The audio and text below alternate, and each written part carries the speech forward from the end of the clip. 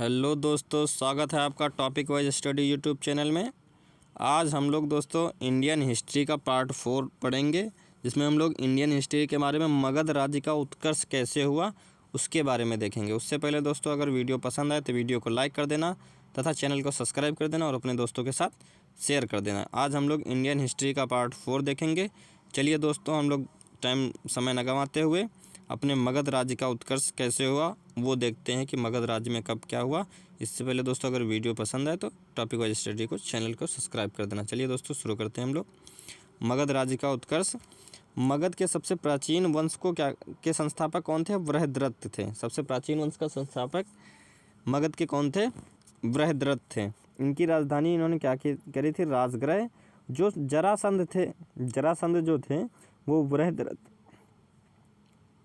बृहद्रथ के पुत्र थे। जरासंध जो थे वो बृहद्रथ के पुत्र था। तो उसके बाद क्या शुरू हुआ? इसमें 3 वंशों के बारे में बताया गया: हर्यक वंश, नंद वंश और नाग वंश, शिशुनाग वंश। उसके बाद देखिए दोस्तों, हर्यक वंश सबसे पहले हम लोग देखते हैं हर्यक वंश के बारे में। हर्यक वंश जो था वो 544 बीसी से 412 बीसी तक की, यानी ईसा पूर्व तक की रहा था। सबसे पहले हर्यक वंश के संस्थापक कौन थे? वो थे बिंबिसार। हर्यक वंश के संस्थापक कौन थे? बिंबिसार थे। ये बौद्ध धर्म के अनुयायी थे। कौन थे? बिंबिसार जो थे भाई वो बौद्ध धर्म के अनुयायी थे। उसके बाद यह ऐसा प्रथम राजा था जिसने प्रशासनिक व्यवस्था पर बल दिया था। यह प्रथम राजा था जिसने प्रशासनिक व्यवस्था पर बल दिया था। उसके बाद देखते हैं दोस्तों हम लोग, बिंबिसार ने ब्रह्मदत्त को हराकर, किसको? ब्रह्मदत्त को हराकर अंगराज्य को मगध में मिला लिया। क्या किया फिर उसके बाद? बिंबिसार ने ब्रह्मदत्त को हराकर अंगराज्य को मगध में मिला लिया। बिंदुसार ने मगध पर लगभग 52 वर्षों तक शासन किया। कितने वर्षों तक? लगभग 52 वर्षों तक शासन किया। बिंबिसार ने महात्मा बुद्ध की सेवा में बिंबिसार ने राज्यवैद्य जीवक को भेजा था। अवंत के राजा प्रदोत जब पांडुरोग रोग से ग्रसित थे, उस समय भी बिंबिसार ने जीवक को, यहाँ पे दोस्तों गलत लिख गया, जीवक वैद्य को उनकी सेवा के लिए भेजा था। बिंबिसार ने क्या किया दोस्तों? बहुत ही रोचक कहानी है ये। बिंबिसार ने क्या किया कि इसने कौशल नरेश प्रसेनजीत की बहन महाकौशल से वैशाली के चेतक की पुत्री चिल्लाना से तथा मद्र देश की राजकुमारी क्षेमा, दोस्तों क्षेमा हिंदी में इसे लिखेंगे, क्षेमा से शादी की। बिंबिसार का पुत्र कौन था? अजातशत्रु था बिंबिसार का पुत्र। अजातशत्रु का उपनाम क्या था? कुणिक। क्या था दोस्तों? अजातशत्रु का उपनाम क्या था? कुणिक था दोस्तों। अजातशत्रु का उपनाम कुणिक था। अजातशत्रु ने क्या करी थी? हत्या कर दी थी। 493 ईसा पूर्व में मगध की गद्दी पर हत्या करके बैठा था। वह प्रारंभ में क्या था? जैन धर्म का अनुयायी था। ये अजातशत्रु क्या था? जैन धर्म का अनुयायी था। इसने क्या किया? अजातशत्रु ने 32 वर्षों तक मगध पर शासन किया। और अजातशत्रु के जो सुयोग्य मंत्री थे वर्षकार, इसकी सहायता से अजातशत्रु ने क्या की थी? वैशाली पर विजय प्राप्त की थी। किसके सहयोग से? जो इनके सुयोग्य मंत्री थे वर्षकार, इसके सहयोग से वैशाली पर विजय प्राप्त की थी। उसके बाद दोस्तों क्या था? 461 ईसा पूर्व में क्या हुआ? इसने अपने पिता की हत्या किसने कर दी? उदायन ने क्या कर दी? हत्या कर दी। 461 ईसा पूर्व में उदायन ने हत्या कर दी और अपना मगध की गद्दी पर अपना खुद बैठ गया। फिर इसने क्या किया? पाटिल पुत्र को अपनी राजधानी बनाया। यह भी जैन धर्म का क्या था? अनुयायी था। उसने अपनी राजधानी वैशाली से पाटिलपुत्र कर दी। हर्यक वंश का अंतिम जो राजा था वो उदायन का पुत्र जो था वो नागदशक को माना जाता है। किसको? नागदशक के 3 पुत्र थे, अनिरुद्ध, नागदशक के कितने पुत्र थे? 3 पुत्र थे। अनिरुद्ध, मंडप, नागदशक तीनों ही उदयन के पुत्र थे। इसके बाद उदय होता है शिशुनाग वंश का। शिशुनाग वंश के बारे में आप लोगों को बताते हैं हम लोग। शिशुनाग वंश की क्या था? शिशुनाग वंश जो है 412 BC से शुरू हुआ लगभग।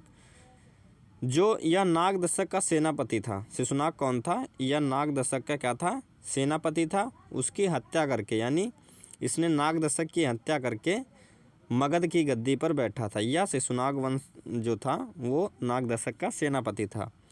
शिशुनाग ने अपनी राजधानी पाटलिपुत्र से हटाकर वैशाली से स्थापित कर दी। फिर से शिशुनाग ने, शिशुनाग का जो उत्तराधिकारी था वो कालाशोक पुनः राजधानी को पाटलिपुत्र ले गया। कालाशोक जो था शिशुनाग वंश का उत्तराधिकारी कालाशोक, वह पुनः पाटलिपुत्र ले गया। शिशुनाग वंश का अंतिम राजा जो था, शिशुनाग वंश का अंतिम राजा जो था वो नंदीवर्धन था। कौन था? नंदीवर्धन था शिशुनाग का अंतिम राजा। तो इसके बाद हम लोग दोस्तों इसी में देखेंगे, इसी कड़ी में आगे बढ़ते हैं, नंद वंश के बारे में देखेंगे। क्या देखेंगे? नंद वंश। नंद वंश का जो संस्थापक था वो महापद्म नंद था। कौन था? महापद्म नंद था। इसका अंतिम शासक जो था वो घनानंद था। जो घनानंद था वह सिकंदर का समकालीन था। किसके? सिकंदर का समकालीन था। और इसने क्या, इसको किसने? चंद्रगुप्त मौर्य ने युद्ध में इसको पराजित कर दिया था। तब इसने, जब इसको घनानंद को पराजित करने के बाद मौर्य वंश की स्थापना इसने कर दी वहीं से। घनानंद के शासनकाल में सिकंदर ने आक्रमण किया था। किसने आक्रमण किया था? सिकंदर ने आक्रमण किया था। उसके बाद सिकंदर आया। सिकंदर के बारे में पढ़ लेते हैं भाई साहब। सिकंदर का जन्म 356 ईसा पूर्व में हुआ। इनके पिता का नाम क्या था? फिलिप था, जो कि कहाँ के? मकदूनिया के शासक बना। या 359 ईसा पूर्व में मकदूनिया का क्या बना? शासक बना। इसकी हत्या 329 ईसा पूर्व में कर दी गई थी। फिलिप की हत्या कब कर दी गई थी? 329 ईसा पूर्व में कर दी गई थी। सिकंदर जो थे वो अरस्तु के शिष्य थे। किसके?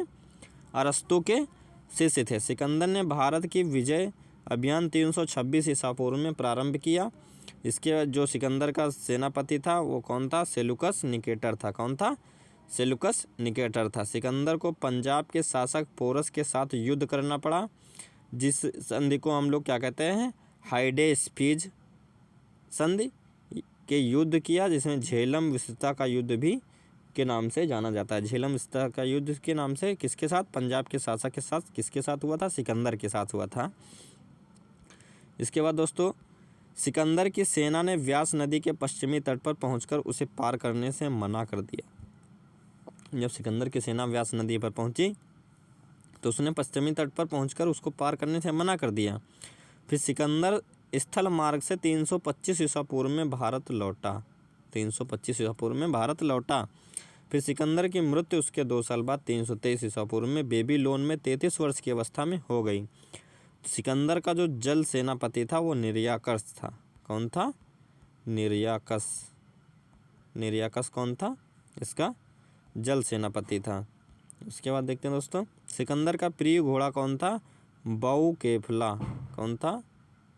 बहुकेफला था सिकंदर का प्रिय घोड़ा था। इसके नाम से इसने झेलम नदी पर के तट पर बहुकेफला नामक एक नगर बसाया। क्या बसाया?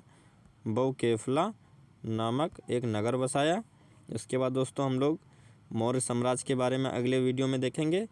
तब तक के लिए धन्यवाद। जय हिंद, जय भारत। वीडियो पसंद आया तो वीडियो को लाइक कर दें और चैनल को सब्सक्राइब कर दें, topic wise study YouTube channel को। जय हिंद, जय